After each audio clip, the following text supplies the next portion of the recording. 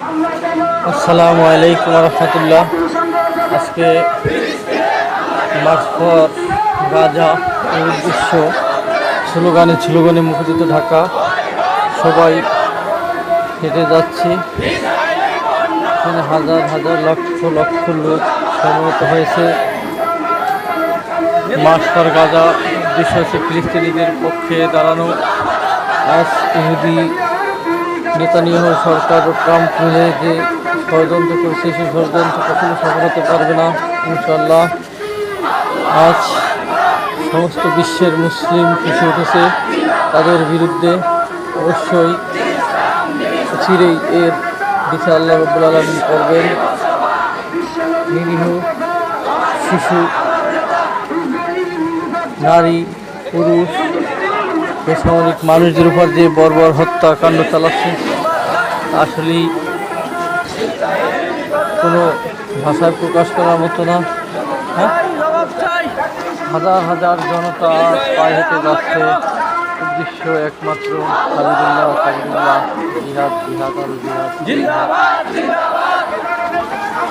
মাত্র হাজার উদ্দেশ্য হচ্ছে ফিলিস্তিনিদের পক্ষে দাঁড়ানো এবং সমবেদনা জানানো। যে মেয়েদের সৃষ্টি করেছে তার বিরুদ্ধে দাঁড়ানো এবং মুসলিম মিল্লাতে ইমানি দায়িত্ব থেকে সকল মুসলমানকে এর সামনে দাঁড়াতে হবে।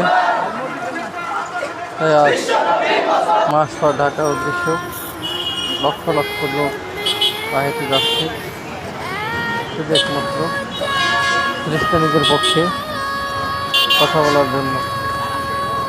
আজ যুক্তরাষ্ট্র মদদে ইহুদি সরকার যা চালাচ্ছে, যে গণহত্যা, যে নরক বানাচ্ছে, এর অবশ্যই বিচার হতে হবে। তাকে অবশ্যই এবং জাতিসংঘ প্রশ্নবিদ্ধ আজ বিশ্ব মুসলিম ঘুমিয়ে আছে। সবাইকে জাগতে হবে এবং অবশ্যই এর জন্য কথা বলতে হবে, প্রতিবাদ জানান, তাদের পণ্য বয়কট করতে হবে। এটা ইমানের জোর দাবি।